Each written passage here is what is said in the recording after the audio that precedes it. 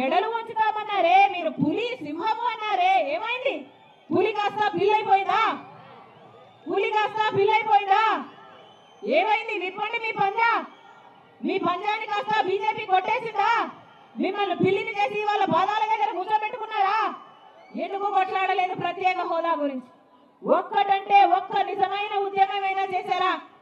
ఒక్క నిజమైన ఉద్యమమైనా చేశాడా జగనన్న గారు? 5 సంవత్సరాలుగా ముఖ్యమంత్రిగా ఉన్నారే, మనకు ప్రత్యేక హోదా ఇవ్వలేదు బీజేపీ పార్టీ, మనకు పోలవరం ఇవ్వలేదు బీజేపీ పార్టీ, మనకు రాజధాని ఇవ్వలేదు బీజేపీ పార్టీ, మనకు ఏ ఒక్క హామీ కూడా, ఆంధ్రుల హక్కు అయిన ఏ ఒక్క హామీ కూడా నెరవేరకపోయినా, ఇటు పాలక పక్షమైనా అటు ప్రతిపక్షమైనా ఒక్కసారైనా చంద్రబాబు గారైనా జగన్మోహన్ రెడ్డి గారైనా ఒక్కసారంటే ఒక్కసారైనా మోడీ గారిని నిలదీశారా? మోడీ గారు వచ్చినప్పుడల్లా వంగి వంగి దండాలు పెట్టారు. ఢిల్లీ వరకు వెళ్ళి వంగి వంగి దండాలు పెట్టారు, సాష్టాంగ పడతారు. ఢిల్లీ వరకు వెళ్ళి ఎన్ని పొత్తులు పెట్టుకుంటారు? అసలు వీళ్ళందరికీ పొత్తులు ఉన్నాయా లేదా మీ అందరికీ అర్థమవుతుందా లేదా రాష్ట్ర ప్రజలు ఆలోచన చేయాలి. అసలు మొత్తం అందరూ చంద్రబాబు గారైనా జగన్మోహన్ రెడ్డి గారైనా మనకు కంటికి కనిపించినా కనిపించకపోయినా బీజేపీ పార్టీతో వీళ్ళకు పొత్తులు ఉన్నాయి అన్నమాట వాస్తవం. ఇది బహిరంగ సత్యం. ఎందుకంటే ప్రతి విషయంలోనూ మోడీకి అండగా నిలబడ్డారు, ప్రతి బిల్లుకు మోడీకి సహాయం చేశారు. జగనన్న గారైతే మోడీ చెప్పిన ప్రాజెక్టు ఏ వ్యాపారవేత్తలకు ఏది కావాలంటే అది ఇచ్చుకుంటూ పోయాడు. ఎక్కడ ఏ సాయం కావాలంటే ఆ సాయం చేసుకుంటూ పోయారు. ఏ పదవి కావాలంటే అది ఇచ్చుకుంటూ పోయారు. ఎంపీ అయినా టీటీడీ అయినా ఏదైనా. ఇలా మీరు బీజేపీ పార్టీకి వంగి వంగి దండాలు ఎందుకు పెడుతున్నారో ఆంధ్ర రాష్ట్ర ప్రజలకు మీకు చెప్పాల్సిన అవసరం లేదా? ఇటు ప్రతిపక్ష నాయకుడు అటు పాలకపక్షం జగనన్న గారైనా చంద్రబాబు గారైనా అసలు బీజేపీ పార్టీ మనకు ఏం చేసిందని మీరు వంగి వంగి దండాలు పెడుతున్నారు? ఏం చేసిందని మీరు బానిసలుగా మారారు? మనకు ఒక్కటంటే ఒక్క మాట కూడా నిలబెట్టుకోలేదు మోడీ గారు. మరి ఆంధ్ర రాష్ట్ర ప్రజలను మోడీ గారికి బానిసలుగా మీరు ఎందుకు చేస్తున్నారు అని అడుగుతున్నాం. ఆలోచన చేయండి. బీజేపీ పార్టీకి ఈ రోజు మన రాష్ట్రంలో ఒక్క ఎంపీ సీటు లేదు, ఒక్క ఎమ్మెల్యే సీటు లేదు. అంటే మన రాష్ట్ర ప్రజలు బీజేపీ పార్టీకి అసలు ఓట్లే వేయలేదు. ఒక బీజేపీ పార్టీకి చెందిన ఒక్క ఎంపీని గెలిపించలేదు, ఒక్క ఎమ్మెల్యేని కూడా గెలిపించలేదు.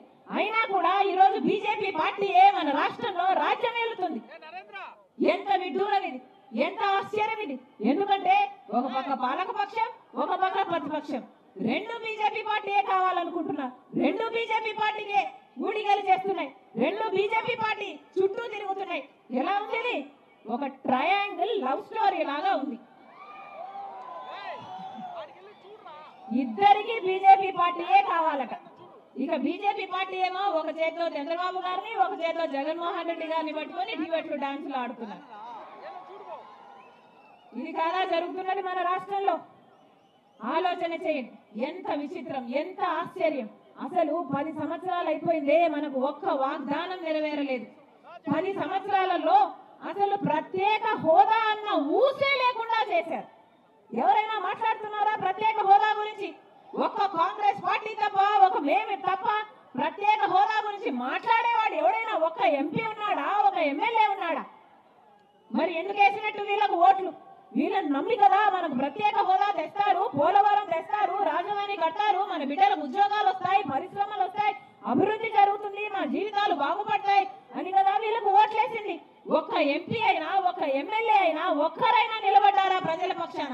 ఒక్కరైనా ఎప్పుడైనా మాట్లాడారు? అసలు 10 ఏళ్ళు ఎవరు మాట్లాడకపోతే అసలు ఊసే లేకుండా పోయింది. ప్రత్యేక హోదా అంటే ఏమిటి అని అడిగే పరిస్థితికి వచ్చారంటే ఇక ఏమనాలి? ఆంధ్ర రాష్ట్రాన్ని మన కర్మ అనుకోవాలి తప్ప ఇలాంటి వాళ్ళ నాయకులు, వీళ్ళ నాయకులు మనకు ప్రత్యేక హోదా వచ్చుంటే పెద్ద పెద్ద పరిశ్రమలు వచ్చేది. పక్క రాష్ట్రాలకు ప్రత్యేక హోదా వస్తే ఒక రాష్ట్రంలో 2000 పరిశ్రమలు వచ్చాయి, ఇంకో రాష్ట్రంలో 10,000 పరిశ్రమలు వచ్చాయి. మన రాష్ట్రంలో ఏమొచ్చింది? గుండు సున్నా. ఏమొచ్చింది? ఒక్క పరిశ్రమ అయినా వచ్చిందా? పట్టుమని 10 కొత్త పరిశ్రమలు వచ్చినా మన బిడ్డలకు ఉద్యోగాలు వచ్చు. కానీ అది జరగలేదు. అసలు పరిశ్రమలు రాలేదు, వాళ్ళకు ఉద్యోగాలు రాలేదు. కానీ మన కర్మ ఏంటో చూడండి.